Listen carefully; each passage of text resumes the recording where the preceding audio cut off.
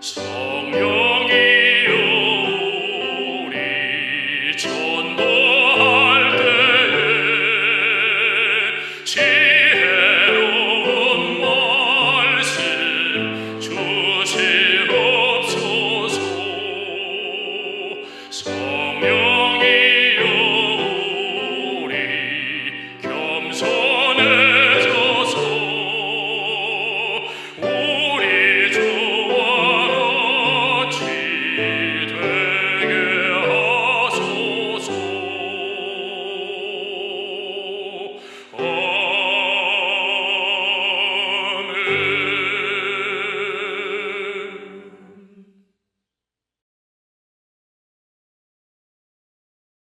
자비하신 하늘에 계신 우리 아버지 하나님, 오늘 우리에게 귀한 말씀으로 교훈하시니 감사합니다. 먼저 우리는 연약한 죄인들입니다. 저희 죄를 사하시고 우리 마음속에서 부정한 것들을 씻으시고 정결케 하여 주시옵소서. 주의 품성을 담게 하시며 우리 마음 가운데 영원히 살 수 있는 언약을 맺은 백성의 품성을 가질 수 있도록 저희를 도와주시옵소서. 우린 우리를 스스로 구원할 수 없으며 우리를 스스로 의롭게 만들 수가 없습니다. 하나님의 의로 우리를 변화시켜 주시옵소서. 주여, 오늘 이 말씀을 들은 이곳에 있는 주님의 종들이나 화면을 통해서 앞으로 들을 많은 주님의 백성들에게 하나님 성령으로 역사하셔서 깨닫게 해 주시옵소서. 우리를 영원히 살게 주님의 본향으로 인도하여 주시옵소서. 예수 그리스도의 거룩하신 이름으로 간절하게 기도합니다. 아멘.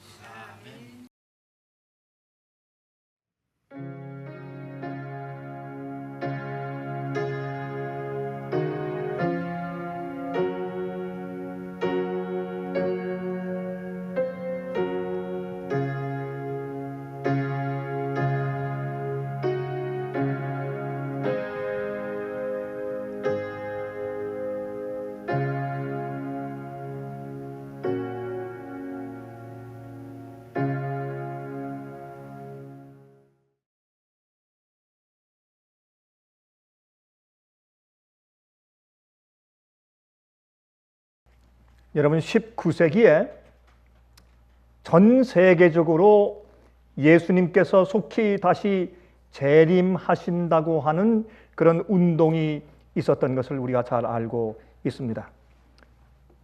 근데 예수님께서 속히 오신다는 그 재림 운동이 아주 열렬하게 이루어지고 있을 때, 이 미국만 해도 그 당시에 그 운동에 참여해서 열심히 일한 사람들의 숫자가 5만 명을 초과했습니다. 여러분, 그 당시에 5만 명은 참 많은 숫자였습니다.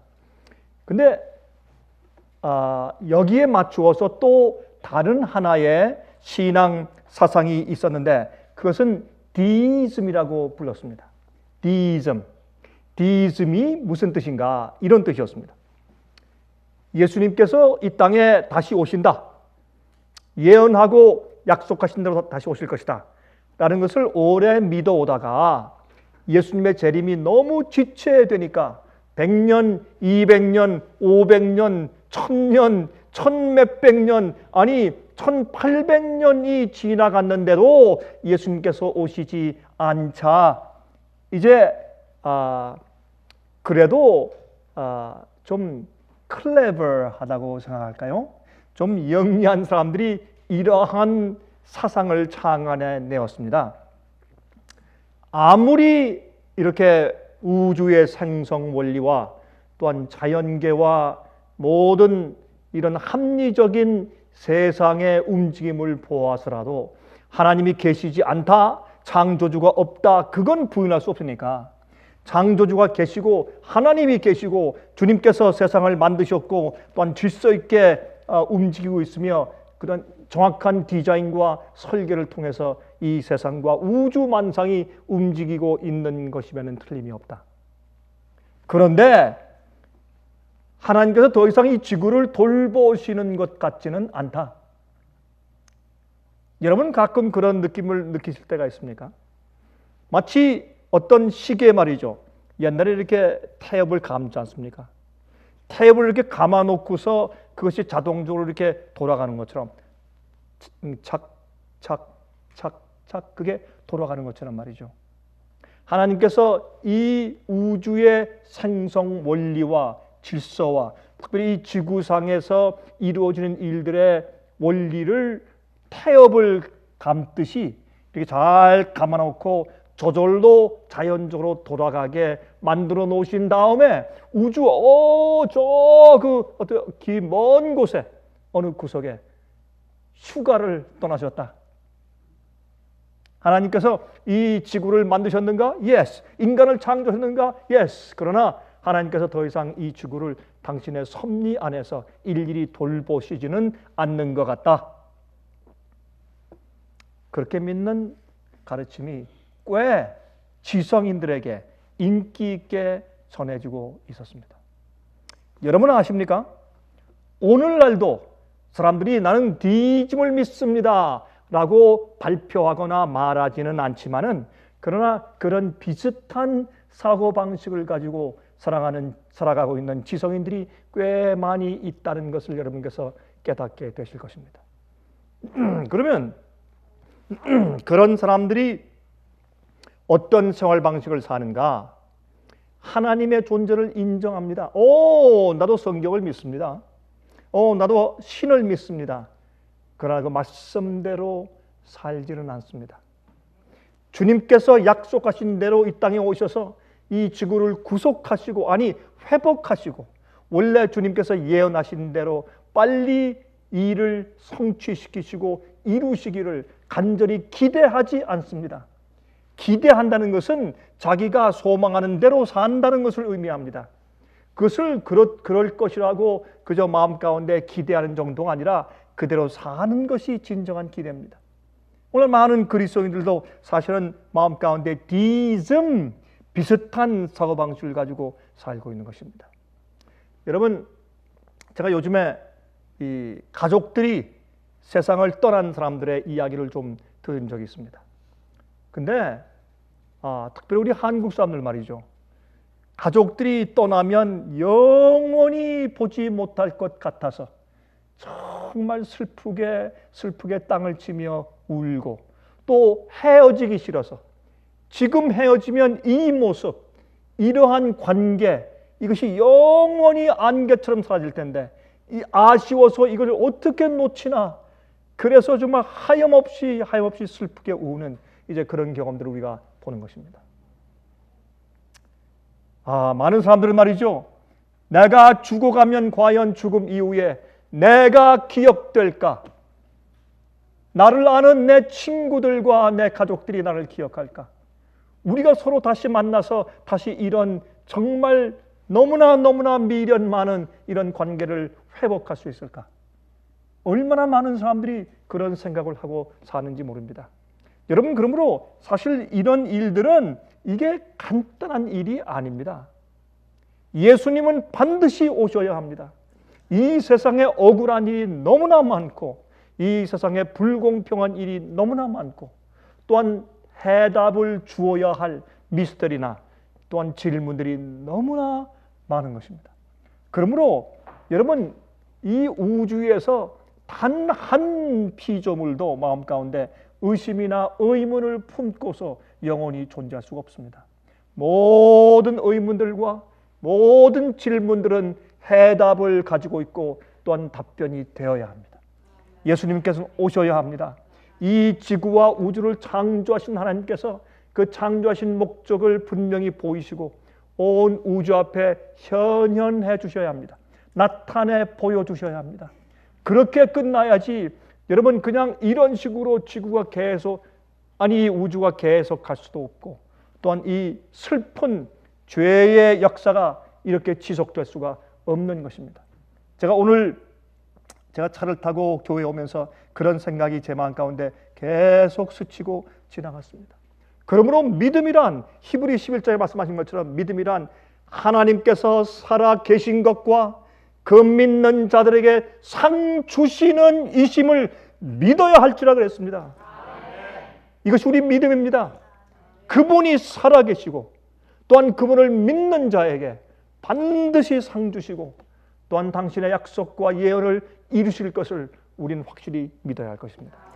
자, 그런데 그럼에도 불구하고 이 세상은 얼마나 답답하게 어떤 의미에서 지루하게 지금 진행되고 있는지 모릅니다. 그래서 많은 사람들이 예수를 믿지만 디즘 비슷한 사고방식을 가지고 살고 있게 되어 있다 그 말입니다. 자, 그러면 예수님께서 오셔야 합니다. 예수님께서 오시는 것 이외에는 해결책이 없습니다. 아무리 생각을 해도 예수님 빨리 오셔야 합니다. 예수님 빨리 오시는데 오늘 우리가 살고 있는 이 시대에 오셔야 합니다. 저는 기억합니다. 제가 이 젊을 때 늘 교회 가서 이제 이렇게 따라서 하던 표를 지금도 기억합니다. 이 시대 안에 복음을 다 전파하자. 이 시대 안에 복음을 다 전파하자. 그것이 우리가 젊을 때 교회 가서 이렇게 별 의미 없이 그렇게 이제 외웠지만은 그러나 참 정말 의미 있는 그런 구절이었습니다. 우리가 살고 있는 지금 이 시대에 복음 사업을 완성시키고 예수님을 오시게 해야 합니다. 어떻게 우리 같은 이 나약한 적은 무리가 그 일을 할 수 있을까요? 우리의 생애빛의 미니스트리는 꽤 커졌습니다. 세계적으로 많이 퍼졌습니다. 많은 사람들이 저희를 위해서 성원하고 기도하고 또 저희를 위해서 희생적으로 일하고 있는 것 사실입니다. 많은 분들이 우리가 펴낸 그런 책자를 가지고 나가서 오늘도 영혼들을 찾아서 방문하고 있는 사람들이 많이 있는 것을 저는 압니다. 오늘 인터넷을 통해서 많은 영혼들이 저희의 진리를 듣고 또한 감동하고 또한 마음을 하나님께 드리고 있는 놀라운 기적들을 우리가 지금 경험하고 있습니다. 그럼에도 불구하고 우리는 이 세상의 역사에 비유해서 우리는 한 점에 불과한 적은 무리입니다. 어떻게 이 일을 가능케 할 수 있을까요? 어떻게 예수님께서 이 땅에 오실 수가 있겠습니까? 바로 이것 때문에 예수님께서 이 땅에 오셨을 때 한 번은 성전 앞에 뛰어 올라가셔서 큰 소리로 소리를 지르시면서 답답해서 외치신 경험이 있는데 그것이 요한복음 7장의 경험이에요. 목마른 자들아 다 내게로 오라 그렇게 말씀하시면서 성령에 대해서 말씀하셨습니다. 성령에 대해서 언급을 하시면서 거기에 사도 요한은 괄호를 하고 거기에 언급하기를 아직 성령이 그들에게 임하지 아니하였음이라 그랬습니다. 그들이 성령에 대해서 생소했습니다. 그러면 그 당시까지 성령의 역사가 없었는가? 아닙니다. 성령의 역사가 항상 있었고 태초부터 있었고 성령의 역사는 항상 있어 왔습니다. 그런데 그런 성령 말고 특별한 성령을 예수님께서 언급하신 것입니다. 여러분 바로 이것이 여러분과 제가 이 시대에 복음을 온 세상에 전파하여 예수님께서 재림하실 수 있게 촉진할 수 있는 우리의 유일한 비결입니다. 그것은 성령을 받는 것입니다. 그냥 일반적인 성령이 아닙니다. 특별한 성령입니다. 그것을 성경에 여러 번 언급한 것을 우리가 알아차릴 수가 있는 것입니다. 여러분 침례 요한이 말이죠. 예수님을 이 세상에 소개하는 임무를 맡았습니다. 그래서 침례 요한은 모태로부터 성령이 충만한 자였습니다. 그 성령은 우리가 매일매일 우리를 인도하기 위해서 감화하시는 그 정도의 일반적인 성령의 역사가 아닙니다. 예수님은 침례받고 올라오실 때 비둘기 같은 성령이 예수님 머리 위에 내려왔습니다. 예수님의 그 순결하신 품성을 상징하는 것이었겠지요. 그러나 여러분 그 주위에 있는 사람들에게 특별히 제자들에게 특별히 침례 요한에게 하나님께서 예수님이 메시아라는 사실을 보여주시기 위해서 그 일을 행하셨습니다. 그래서 예수님은 메시아입니다. 기름 부음을 받은 자입니다. 무슨 기름이요? 성령의 기름. 그러면 어떤 성령? 예수님께서 이 땅에 태어나셔서 행하실 사명을 보여주는, 사명을 부여하는 성령입니다. 그 성령을 여러분과 제가 받지 못하면 우리는 복음 사업을 마칠 수도 없고 주님의 포도원에서 추수 사업을 끝낼 수 없으며 예수님께서 이 땅에 오실 수가 없는 것입니다. 그래서 저희는 온 힘을 다해서, 혼신을 다해서 우리는 알곡들을 모으고 11시 일꾼들을 모으고 그들이 정말 그러한 특별한 사명의 마지막 성령의 역사를 받아서 주님과 협력하여 복음사업, 추수사업을 끝내고 예수님 오실 수 있게 해드려야 된다고 저희는 믿는 사람들입니다. 그 일을 위해서 우리는 모든 것을 바치고 열심히 일해야 할 것입니다. 여러분, 우리가 모든 것을 바치고 일한다고 해서 우리가 무슨 일을 그렇게 크게 할 수 있겠습니까? 그러나 여러분 기억하십시오. 나사렛에 태어나신 연약한 예수 그리스도를 통해서 하나님 아버지께서는 세상을 구원하시는 놀라운 구속사업을 이루셨습니다. 유대 광야에 처해 있던 이름도 모르는 그 당시 침례 요한을 통해서 온 유대 나라를 부흥시키고 회개시켜서 메시아를 받아들일 수 있는 그런 선구자 역할을 하셨습니다. 루터라고 하는 한 사람을 일으켜서 하나님께서 종교개혁에 횃불을 드셨습니다. 여러분, 하나님께서는 하나에 헌신되고 주님께 모든 것을 다 바치고 자기를 비운 사람들을 한 명 한 명을 위해서 그 지방에서, 그 나라에서, 아니 온 세계적으로 놀라운 일을 행하셨는데 그런 자들에게 베풀어진 특별한 성령은 그들의 사명을 남들에게 알려주는 놀라운 역사였습니다. 여러분, 침례 요한은 유대 광야에서 지냈고 예수님은 나사렛에서 지내셨습니다. 그 두 사람은 친척이었습니다. 왜? 마리아와 엘리사벳, 그 어머니들이 둘이 친척이었기 때문에 그렇습니다. 그러나 두 사람은 한 번도 서로 만난 적이 없었습니다. 그러나 침례 받으러 나오시는 예수님을 침례 요한이 보았을 때 이분은 하나님의 아들인 것을 알았습니다. 성령이 충만한 분인 것을 알았습니다. 거룩한 분인 것을 알았습니다. 어떻게 알았을까요? 그것이 성령의 식별력입니다. 그는 벌써 깨닫고 알았습니다. 성령이 충만한 자는, 성령의 은혜로 인도함 받는 자는 하나님께서 보시는 눈을 가진 자들입니다. 그래서 어두운 가운데 빛을 보게 되고 식별력을 가지게 되는 것입니다. 여러분, 제가 먼저 여러분과 함께 성경 몇 절을 좀 읽고 싶은데 이 성경절은 조금 깁니다. 그러나 한번 같이 읽어보는 것이 중요하다고 여겼습니다. 누가복음 1장입니다. 누가복음 1장 24절부터 50절까지 그리고 56절을 읽겠습니다. 좀 긴 말씀이지만 조금 우리 인내하면서 읽어보도록 하십니다. 여러분, 여기에 있는 이 내용을 읽으면 이것은 성령이 충만했던 두 여인들의 이야기를 기록하고 있습니다. 저는 이 누가복음 1장을 좋아합니다. 누가복음 1장은 침례 요한을 소개하는 장입니다. 근데 여기에서 예수님의 어머니 마리아와 침례 요한의 어머니 엘리사벳에 대해서 1장은 꽤 긴 그런 절들을 할애하면서 설명해 주고 있습니다. 참 감동적이에요. 한번 좀 들어보시기 바랍니다. 24절부터 좀 여러분 성경 가진 분들은 다 펴세요. 누가복음 1장 24절부터 읽겠습니다.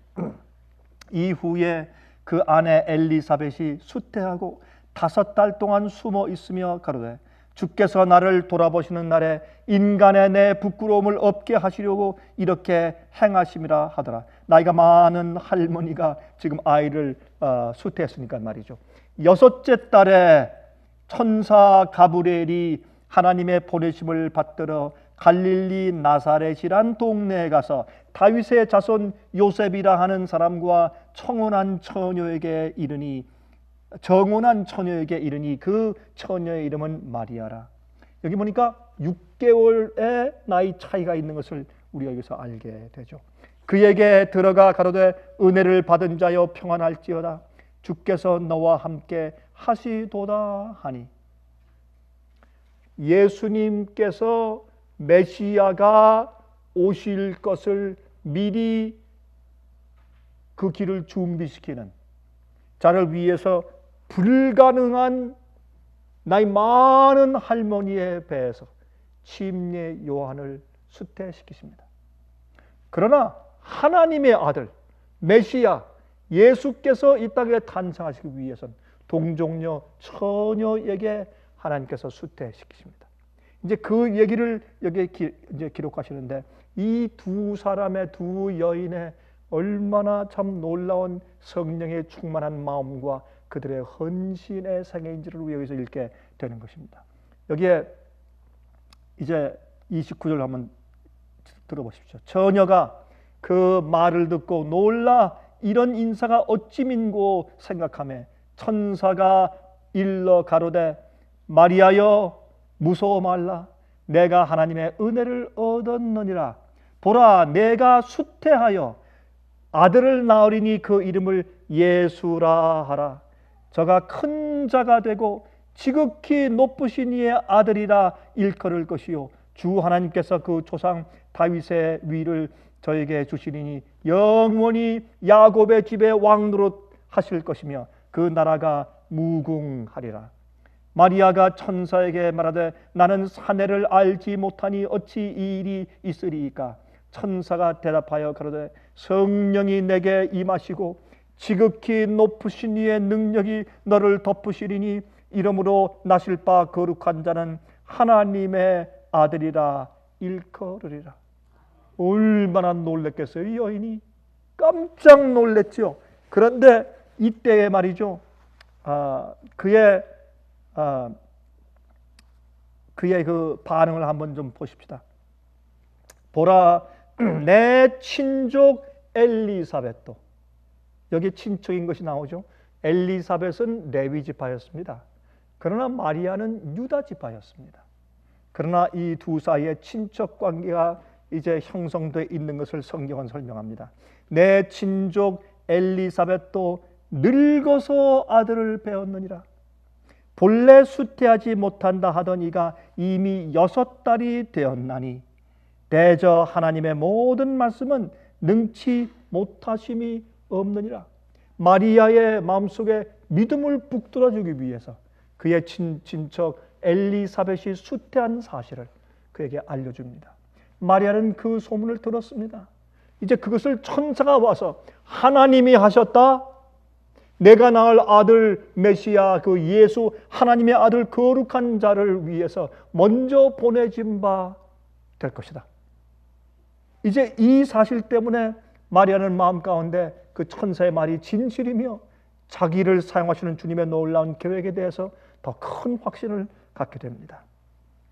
마리아가 그러되 주의 계집종이오니 말씀대로 내게 이루어지리다 하매 천사가 떠나가니라. 어떤 땐 말이죠, 우리는 항상 천사가 우리를 찾아오기 원해요. 항상 천사가 우리를 인도하기 원합니다. 가끔 저희 집사람이 기도할 때 말이에요, 우리 어디 이제 운전하고 갈 때 이제 우리가 먼저 기도하지 않습니까?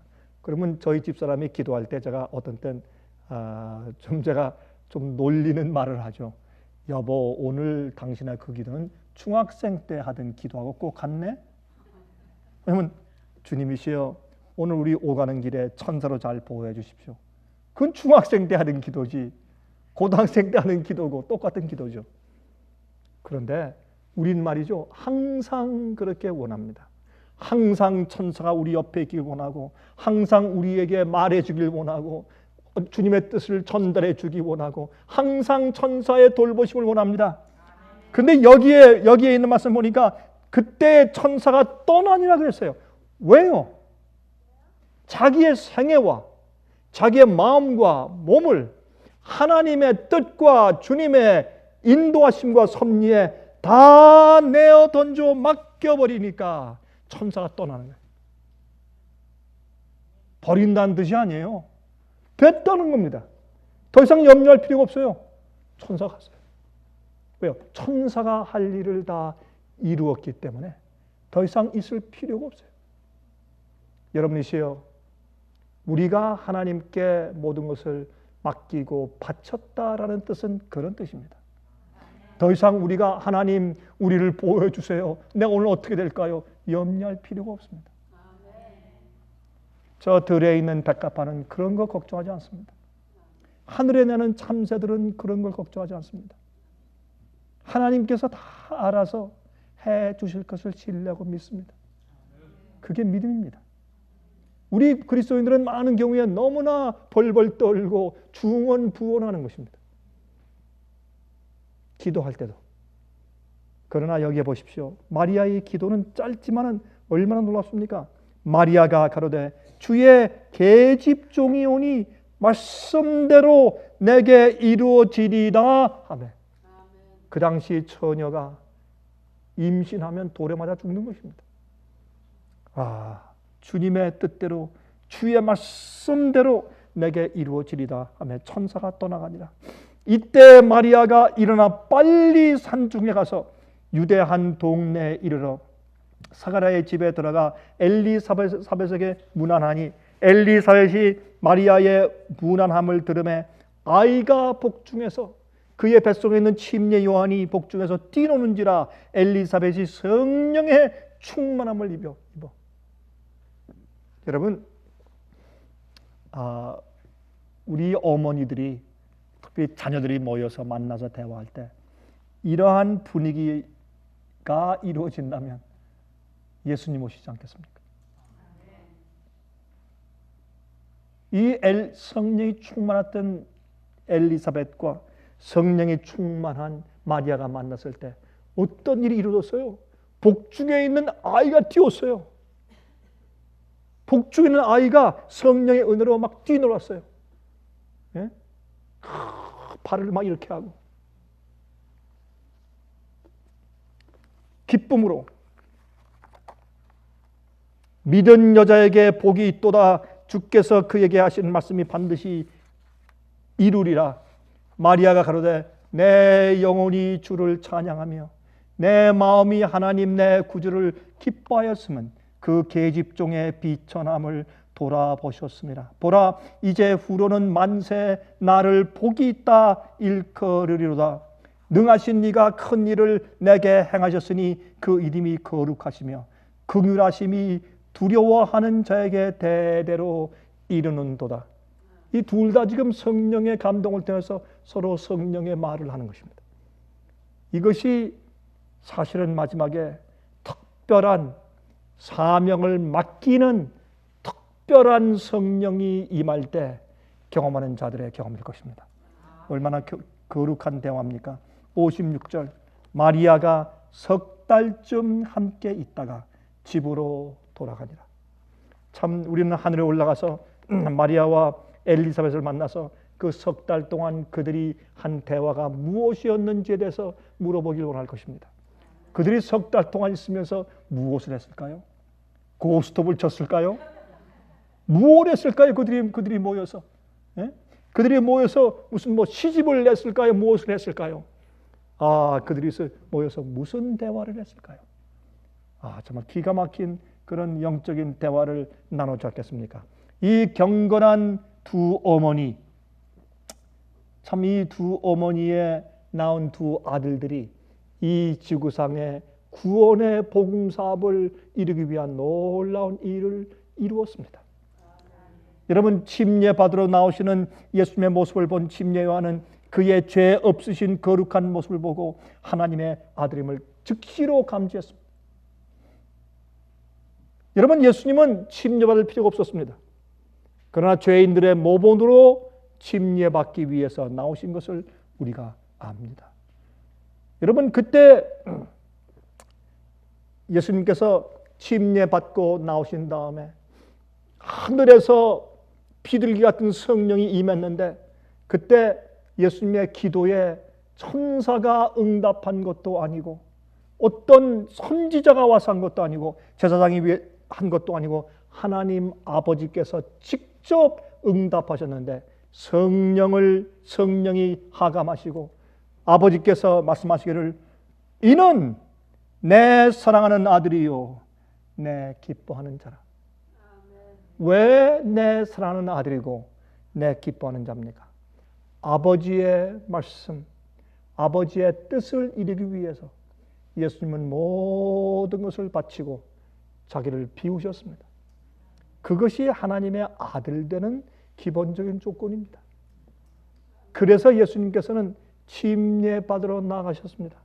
그 시간부터 예수님께서 이제 메시아의 사업을 시작해야 될 것을 아시기 때문에 그것은 영광스러운 일이었으나 참으로 고난과 수모를 동시에 받아야 되는 그런 고초의 길이었습니다. 예수님께서 그 일을 위해서 당신 자신을 비우고 드렸을 때 하나님께서 아버지께서 하늘에서 이는 내 사랑하는 아들이요 내 기뻐하는 자라고 말씀했습니다. 주님의 뜻대로 하는 자가 하나님을 기뻐하는 자죠. 자, 이랬을 때 이 증거를 본 다음에 침례원이 뭐라 했습니까? 보라 세상 죄를 지공하는 하나님의 어린 양이로다 그랬어요. 여러분 이 절기 때마다 아니 매일마다 특별히 6월절 날 말이죠. 예? 정말 사람들의 죄를 지고 가는 털 깎는 자 앞에 잠잠히 앉아있는 어린 양들이 무수히 죽임을 당했습니다. 그걸 보고도 사람들이 그것이 무슨 뜻인지를 몰랐습니다. 왜 그렇습니까? 너무나 강력한 교회의 잘못된 전통을 가르쳤기 때문에 잘못된 복음을 가르쳤으니까 잘못된 권위를 가르치고 잘못된 예언 해석을 가르쳤기 때문에 사람들이 그 말이 무슨 뜻인지 몰랐습니다. 여러분 창세기 22장 7절과 8절 보면 이렇게 말씀했죠. 이삭이 그 아비 아브라함에게 말하여 가로되 내 아버지여 하니 그가 가로되 내 아들아 내가 여기 있노라. 이삭이 가로되 불과 나무는 있거니와 번제할 어린 양은 어디 있나이까. 아브라함이 가로되 아들아 번제할 어린 양은 하나님이 자기를 위하여 친히 준비하시리라 하고 두 사람이 함께 나아가서 그들은 나무도 가져오고 횃불도 가져왔습니다. 그러나 번제할 양 없이 나아갔습니다. 하나님께서 여호와 일에 준비하실 것을 그들은 신뢰하고 나아갔습니다. 예수님께서는 당신께서 이제 이 땅에 오셔서 무엇을 어떻게 하실 것에 대해서 처음에는 어릴 때 모르셨습니다. 그가 나이가 차면서 특별히 12살 때 처음으로 예루살렘에 가서 6월절을 보신 다음부터 당신의 사명을 서서히 깨닫기 시작했습니다. 예수님도 아버지께서 당신 자신을 한 몸을 예비하셔서 여호와 일에 세상 죄를 지고하는 하나님의 어린 양 되기 위해서 준비하시는 그 사실을 그는 받아들였습니다. 그리고 나아갔습니다. 여러분 이것은 참 놀라운 일입니다. 이렇게 아브라함의 자손들이 아브라함이 경험한 그 놀라운 이삭의 경험을 너무나 잘 알고 있으면서도 세상 죄를 지고하는 하나님의 어린 양이 무슨 뜻인지 그 백성들은 몰랐습니다. 마찬가지입니다. 이 세상에 많은 사람들이 십자가를 높이고 교회에서 예배드리고 찬송하고 기도하지만은 예수님께서 내 죄를 우리 죄를 어떻게 속죄하시며 어떻게 심판하시고 어떻게 정결케 하시고 어떻게 도말시키시는지에 대한 복음의 정확한 정의와 이해를 모르고 사는 그리스도인들이 태반인 것입니다. 이러할 때 하나님께서 마지막 시대에 영원한 복음을 준비하십니다. 침례 요한의 역할이 필요합니다. 성령이 충만한 자들입니다. 세상 죄를 지고하는 하나님의 어린 양을 보라라고 지목을 했습니다. 잘못된 교회의 전통과 가르침에서 벗어나와서 올바로 하나님의 복음을 보라는 것입니다. 잘못된 회개 경험에서 올바른 하나님의 용서 경험을 보라는 것입니다. 올바른 죄 속죄 경험을 모르고 그저 일반적인 통상적인 그런 복음만 이해하는 사람들에게 아니라 변치 않는 영원한 복음, 그 복음은 우리를 정결케 해서 죄를 다시 짓지 않을 수 있게 만들어주는 하나님의 역사의 복음 말입니다. 그 영원한 복음이 무엇인지 보라고 지목해주는 보라 세상 죄를 지고하는 하나님의 어린 양, 하나님의 구속과 복음의 계획을 보라고 지정해주는 침례 요한이 필요합니다. 그 침례 요한은 성령이 충만한 자였습니다. 그냥 성령이 아닙니다.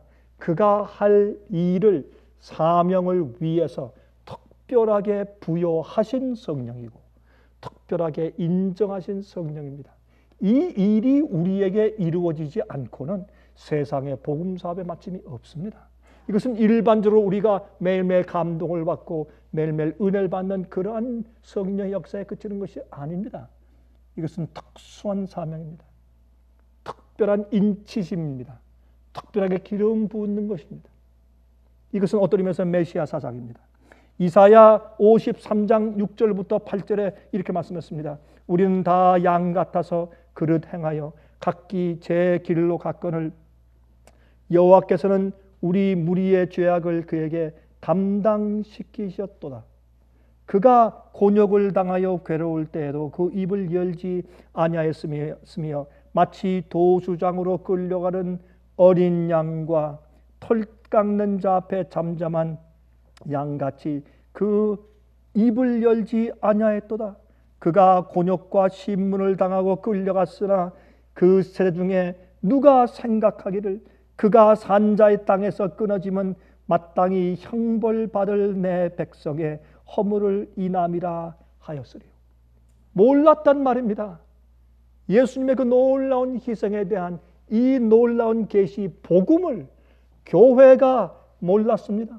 오늘날 십자가 간판을 세우고 십자가를 노래하고 십자가를 찬송하며 십자가를 설교하는 많은 교회가 예수님의 십자가의 은혜와 복음을 모른단 말입니다. 오죽하면 요한계시록 마지막 부분에 가서 이 복음을 다시 온 세상 모든 민족과 방언과 백성들에게 전파해야 된다고 그렇게 특별히 강조하셨겠습니까? 이건 복음이에요. 올바른 복음을 지목해 줘야 합니다. 그것이 침례 요한의 하는 사명이었습니다. 이 특별한 사명을 부여하기 위해서 성령이 내려왔습니다. 예수님께 그 성령이 내려왔습니다. 여러분, 이 마귀의 시험을 이기기 위해서 예수님께서 이제 메시아 사업을 시작하시면서 침례받고 올라오셔서 그 뚝에 엎드려서 아버지께 능력을 간구하고 기도하실 때 성령이 내려왔습니다. 물론 성령을 예수님께서 계속 받으셨지만 그 성령은 특별히 예수님과 함께 할 것에 대한 하나님 아버지의 인정이었습니다. 그런데 아십니까? 그것은 여러분과 저에 대한 약속입니다. 우리도 예수님처럼 아버지의 사명을 받아들이고 마리아가 그렇게 한 것처럼 엘리사벳이 그렇게 한 것처럼 유대 광야에서 침례 요한이 그렇게 한 것처럼 나사렛에서 자라시면서 예수님이 그렇게 하신 것처럼 우리도 우리 자신을 비우고 주님의 말씀과 뜻에 나를 헌신하여 드리고 내 속을 비우면 하나님께서 우리에게도 똑같은 성령을 주실 것입니다. 이 성령을 받아야 우리는 예수님께서 속히 오시도록 할 수가 있습니다.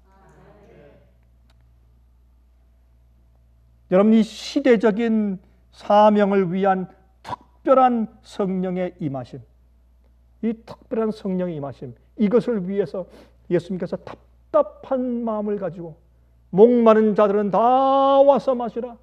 너희가 이 물을 마시면 너희 뱃속에서 생명수가 흐를 텐데 다시는 목마르지 아니할 것이라. 이제 그 생명수에 대해서 사도 요한은 해석하기를 이것은 그들이 받을 성령을 의미한 것이었는데 아직 그들이 성령을 받지 못한 영혼이라 했습니다. 그들은 매일매일 감동하시는 성령의 감화 속에 있긴 했지만은 그러나 그들이 성령께서 그들을 택하셔서 무슨 일을 하라고 하시는 특별한 사명을 몰랐습니다. 예수님이 십자가에 돌아가시고 부활하시고 하늘로 승천하신 다음에 그들은 깨달았습니다. 예수님의 죽음과 부활과 승천에 대해서 심판장으로 대제사장으로 하늘 성소에 올라가신 것을 어떻게 세상에 전파할 것인가? 이건 불가능한 일이에요. 그 사명은 감당할 수가 없어요. 그래서 그들이 어떻게 했습니까? 하나님, 정말 우리를 택하셔서 이 일을 하도록 계획하신 것입니까? 알지 못했습니다. 그것이 사실이면 우리에게 능력을 주십시오. 그때 오순절 성령이 떨어졌습니다. 그건 특별한 성령이었습니다. 그냥 일반적인 성령이 아니었습니다. 그래서 우리는 두 번째 오순절의 성령을 고대하고 기다리고 있는 것입니다. 저는 그것을 사모합니다. 저는 그 일을 위해서 저는 생명을 걸었습니다. 많은 사람들이 그 일에 동참할 수 있도록 가르치고 준비시키는 일에 저는 제 생명을 걸었습니다. 전 다른 제 인생 생활에서 다른 것을 원치 않습니다. 제가 소원하는 것이 없습니다. 그거 이외에는. 여러분, 오늘날도 말이죠. 온갖 교회에서 넘치는 오류들, 이단설들, 이상한 철학들, 이상한 신학들, 마귀의 역사들, 이런 것을 다 꿰뚫고 들어가서 어떻게 사람들의 마음 가운데 진리를 부각시키고 회개시키며 그들을 깨우치게 하고 박차고 일어나서 진리 앞으로 나오게 할 수 있느냐 말입니다. 이건 불가능한 일처럼 보입니다. 그 당시에 유대의 그 찌들어진 전통 속에서 어떻게 예수님의 사업이 가능하며 침례 요한의 사업이 가능했습니까? 그 초라한 자들이 그것은 성령이었습니다. 오순절날 성령이 임했습니다.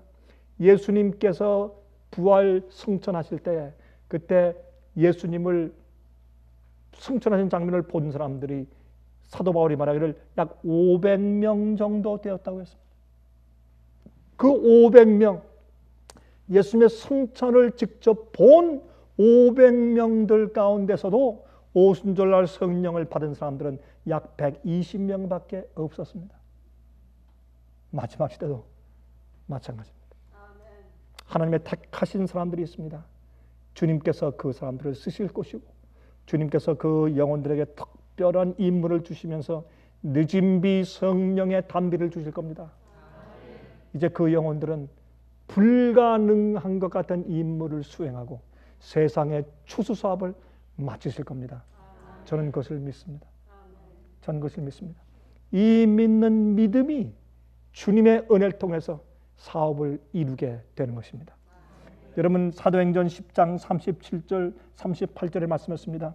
곧 요한이 그 침례를 반포한 후에 갈릴리에서 시작되어 온 유대에 두루 전파된 그것을 너희도 알거니와 하나님이 나사렛 예수에게 성령과 능력을 기름 붓듯 하셨음에 성령을 기름 붓듯 하셨음에 저가 두루 다니시며 착한 일을 행하시고 마귀에게 눌린 모든 자를 고치셨으니 이는 하나님이 함께 하셨습니다. 하나님의 성령께서 함께 하심에 예수께서 이 메시아의 사업을 이루셨습니다. 근데 그때 성령과 능력을 기름 붓듯 했다고 그렇게 말했습니다. 여러분, 그런데 아십니까? 여기서 끝나지 않아요. 여러분, 요한일서 3장 2절 보면 이렇게 말씀을 했어요. 요한일서 3장 2절 사랑하는 자들아 우리가 지금은 하나님의 자녀라 장래에 어떻게 될 것은 아직 나타나지 아니하였으나 그가 나타내심이 되면 잘 들어보세요. 그가 나타내심이 되면 우리가 그와 같을 줄을 아는 것은 그의 계신 그대로 볼 것을 인함이니. 예수님을 만나게 될 때 우리가 그와 같은 것을 우리가 알게 된다고요? 그렇습니다. 그러므로 이것은 무엇을 의미합니까? 침례 요한의 이야기는 여러분과 저의 이야기입니다. 예수님의 이야기는 여러분과 저의 이야기입니다. 옛날 초대교회가 온 세상에 복음을 전파한 그 이야기는 곧 우리의 이야기입니다. 우리도 똑같은 성령의 능력과 기름 부음을 받고 그 사명을 이루게 된다는 상징이요 예언입니다. 전 그것을 믿습니다. 전 그것을 믿습니다. 제가 요즘에 수술한 다음에 계속 설교를 시작하니까 많은 분들이 제가 설교할 때 설교를 보기도 하지만 제 건강을 봐요. 저 강 목사가 옛날처럼 정말 그런 힘 있는 설교를 하나, 목소리가 어떤가, 태도가 좀 이상하다. 걷는 게 좀 흔들거린다. 아직은 좀 아닌 것 같다. 그래서 걱정하는 사람들이 많대요. 그런 걱정하는 얘기가 제 귀에 많이 들립니다. 그러나 제가 이렇게 하는 이유가 있습니다. 제겐 꿈이 있습니다. 제겐 꿈이 있고 제겐 사명감이 있습니다. 주님께서 제게 주신 사명이 있습니다. 그것을 이루어야 할 것입니다. 제가 죽지 않은 이유가 어디 있습니까? 그 일을 아직 이루지 않았기 때문에 주님께서 죽지 않게 하신 겁니다.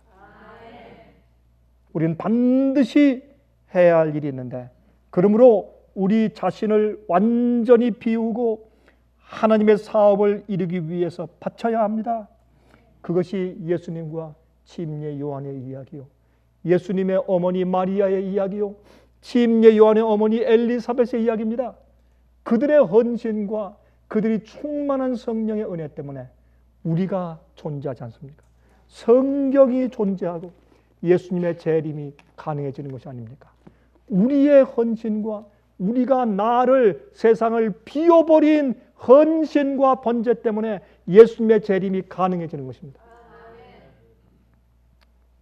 아마 제가 이전 같았으면 훨씬 더 강력한 목소리로 설교했겠죠? 그러나 괜찮습니다. 우리 화면 대에서 보시는 분들이요, 제 마음이 느껴지지 않습니까? 제 간절함이 느껴지지 않습니까? 제가 목소리가 좀 연약해지고 좀 쉬어 있을지 모르지만 제 간절한 제 마음이 여러분에게 전달되지 않습니까? 우리는 할 일이 있습니다. 우리는 반드시 이루어야 될 일이 있습니다. 그래서 우리는 이 시대에 존재하는 것입니다. 여러분, 제가 여기 몇 구절을 읽어드리고 마치겠습니다. 한 가지 먼저, 우리가 비워야 할 것 가운데 자존심이 있죠. 그렇죠? 자존심을 비워야 합니다. 자존심이 무엇인가? 자신감은 좋아요. 예수님께서 자신감이 있어야 돼요. 주님께서 날 받으시고 용서하시고 날 인정하시고 그런 자신감이 있어야지, 자신감이 없는 사람은요 비굴해져요. 자신감이 있어야 돼요. 그러나 그거와 자존심은 달라요. 자존심은 무슨 뜻이냐? 여러분 가운데 자존심의 그 뜻이 무엇인지를 잘 모르는 분들도 아직 계실지 몰라요. 자존심이란 다른 사람이 나를 존중해 주기를 기대하는 마음이 자존심이에요. 다른 사람이 나를 존경해 주기를 기대하는 것이 그게 자존심이에요. 그래서 남이 날 무시하거나 잘못 대하거나 어떤 정말 일이 생기면 설쭉하고 삐지고 속상하고 잠을 못 자고 그러는 겁니다. 그걸 비워야 돼요. 예수님은 다른 사람이 예수님을 인간적으로 그렇게 인정해 주기를 기대하는 마음이 없어서요. 예수님은 내가 하는 모든 말은 내가 하는 것이 아니다. 아버지께서 하신 것이다. 내가 하는 일은 아버지의 일을 한다. 나는 아무것도 모른다. 이렇게 하셨어요. 예수님의 생애는 하나님 아버지의 뜻을 이루기 위해서 자기를 비우고 헌신된 생애를 사셨기 때문에, 그래서 아버지의 성령이 충만한 분이었기 때문에 자신을 돌보는 생활을 살지 않았어요. 다른 사람들이 그분을 무시하거나 멸시하는 일에 예수님은 개의치 않으셨어요. 왜? 쓸데없는 자존심이 필요치 않았어요. 그것 때문에 사시는 것이 아니니까. 그런데 우리는 자존심이 중요해요. 남들이 나를 내가 원하는 만큼 존중해 줘야 돼. 네. 여기 한번 들어보십시오. 산상보훈이라는 책이 있습니다. 예수님께서 팔복을 말씀하신 그 내용들을 적은 영감적인 책입니다. 우리가 이 책을 우리 상해비스도 이제 출판해내었죠. 산상보훈 20페이지에 이런 말씀이 있습니다. 잃어버린 인류를 구원하기 위하여 자신을 비우신 예수님에게는 성령이 한량없이 주어졌다. 그러므로 그리스도를 따르는 사람들도 그분께서 우리 안에 거하시도록 온 마음을 바칠 때는 누구나 그것을 받을 것이다. 얼마나 감동적인 얘기예요. 우리 주께서는 오직 성령의 충만을 받으라고 친히 명령하셨다. 이것은 명령이면서도 이 명령 자체의 성취에 대한 약속이기도 하다. 우리가 예수님처럼 우리를 비우면 예수께서 받으신 똑같은 성령의 역사가 우리 속에도 있을 것이라는 얘기입니다. 예수님의 생애, 그리스도의 생애, 시대의 소망입니다. 181페이지에 다음과 같은 말씀이 기록되어 있는 것을 제가 발견했습니다. 그리스도께서는 나는 나의 원대로 하려 하지 않고 나를 보내신 이의 원대로 하려 한다고 말씀하실 수 있었다. 그리스도에 대하여 이렇게 선언되었다. 내가 의를 사랑하고 불법을 미워하였으니 그러므로 하나님 곧 너희 하나님이 즐거움의 기름을 내게 부어 내 동료들보다 승하게 하셨도다. 하늘 아버지께서 성령을 한량없이 주신 것이다. 그리스도를 따르는 자들도 역시 그렇다. 즐겨 자아를 비울 때에만 우리는 하늘의 빛을 받을 수가 있다. 우리가 만일 우리의 모든 생각을 사로잡아 그리스도께 복종시키기로 동의하지 않는 한 우리는 하나님의 품성을 식별할 수도 없고 믿음으로 그리스도를 받아들일 수도 없다. 이렇게 행하는 모든 사람에게 성령이 한량 없이 주어진다. 여러분, 성령과 능력이 기름 붓듯 한량 없이, 영어로 without measure, 잴 수가 없어요. 우리가 필요한 만큼 끝까지 그렇게 부어지는 것이에요. 여러분, 제가 한 번은 그게 다 이루어지진 않았지만 한 분이 저하고 이제 대화할 때 이런 얘기를 했어요. 우리 좀 도와주시겠습니까? 물론 좀 이 financially 말이죠, 재정적으로. 그냥 그 사람이 도와드리겠습니다. 얼마큼요? 그랬더니 한 얘기가 as long as you want, as far as you want. 원하는 만큼, 원하는 그 때까지 그런 얘기를 저한테 한 적이 있어요. 물론 그 약속이 다 이루어지진 않았지만은 제가 그때 갑자기 그런 생각을 했어요. 우리 하나님 아버지께서 우리가 필요한 만큼 성령을 부어주시겠구나. 예수님께서 그렇게 한 것처럼 이 약속이 우리에게 이루어져야 합니다. 예수께서 임하신 성령은 우리에게 주실 성령을 상징하는 것입니다. 그래서 예수님 속히 오시게 촉진하게 되시기를 간절하게 바랍니다. 기도하겠습니다. 자비하신 하늘에 계신 우리 아버지시여, 주님의 은혜를 감사합니다. 우리 생애 가운데 우리가 원하는 것은 아무것도 없습니다. 주님 속히 오시는 것밖에는 아무것도 없습니다. 우리가 아무리 세상에서 무엇을 이루고 가져보아야 헛된 것입니다. 주님 오셔서 만물을 회복하시는 것 이외에는 우리의 모든 의문과 질문과 우리의 문제 해답이 없기 때문에 그러합니다. 주님 속히 오시옵소서. 주님 속히 임할 수 있는 유일한 비결은 우리가 성령을 받는 것입니다. 일반적인 감동의 성령이 아니라 특별한 사명을 부여하시는 성령 말입니다. 그리하여 세상을 뒤집어 엎을 수 있는 능력으로 임하시는 성령 말입니다. 과거에 주님의 종들에게 자주 나타나셨던 그 성령 말입니다. 저희에게도 주시옵소서. 주님께서 자신을 비우신 것처럼 저희도 비울 수 있도록 도와주시옵소서. 살아계신 예수 그리스도의 거룩하신 이름으로 간절하게 기도합니다.